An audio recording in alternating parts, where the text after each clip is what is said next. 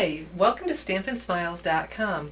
Today I want to use my Big Shot with the Elegant Bouquet Textured Impressions folder, and I'm going to use Vellum white cardstock with it. It's not fine like the vellum paper, it's nice and thick. And so what I need is my multi-purpose platform. Should have had, here we go, cutting plate, my vellum in the folder, and shut that. And then when I put that in there, that arrow needs to be going through the Big Shot first. That's very important. And my other cutting plate on top. And then I'm going to feed this through. And I need to push all of it at one time, including the platform. I watch some of my girls when I push on the cutting plates. I need to push it all through. Once it grabs, then I start cranking the handle. I'm going to move this back as it's going through instead of rolling right out of the shot so you can see. There we go.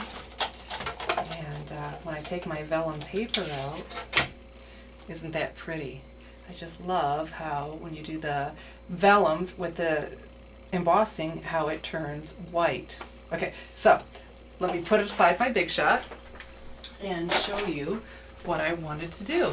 Although I think the white is elegant and I love it, I wanted to add color, and I tried different ways to do that. I tried putting sponging and the ink daubers ink right onto the embossing folder, and the results just weren't all that stunning. And so I just kept playing around, and so what I end up doing is just putting it right onto the vellum. And the good part of that was I didn't have to keep going and washing off my embossing folder every time, since I didn't put any ink on it.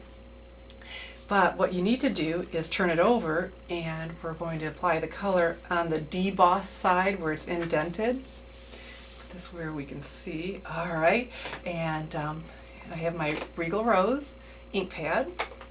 It's just classic ink. I'm going to go ahead and open that up.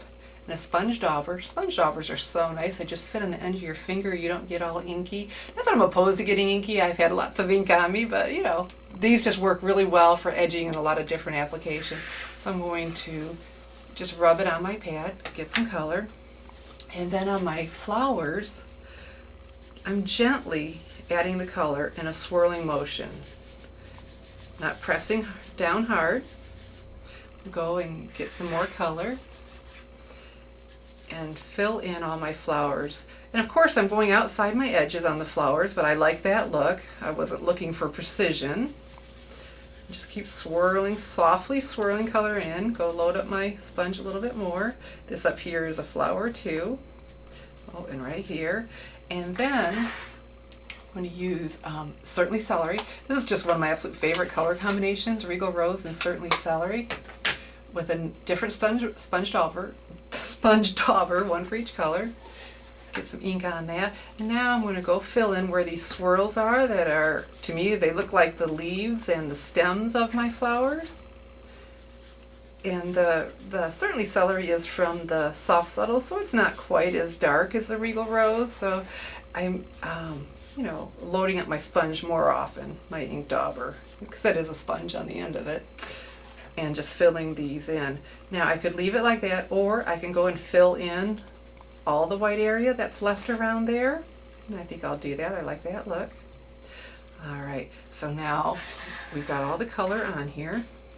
And turn it over, and it gives you that stained glass look, and it's looking pretty, but not all that special yet. And so I knew I wanted to put it on Certainly Celery cardstock, and a little better with something behind it, but not great. Let me show you what really brings out the color. When I put this on Whisper White, wow, see how that color just really comes out. And I put this on with a strip of the Tombow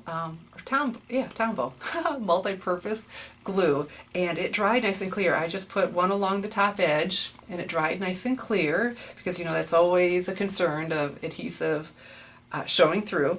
And let me show you my finished cards. Here it is, my finished card. I stamped, my greeting came from Teeny Tiny Wishes, the scallop oval punch, and then without reloading my sponge dauber, I sponged some Regal Rose and Certainly Celery on here too.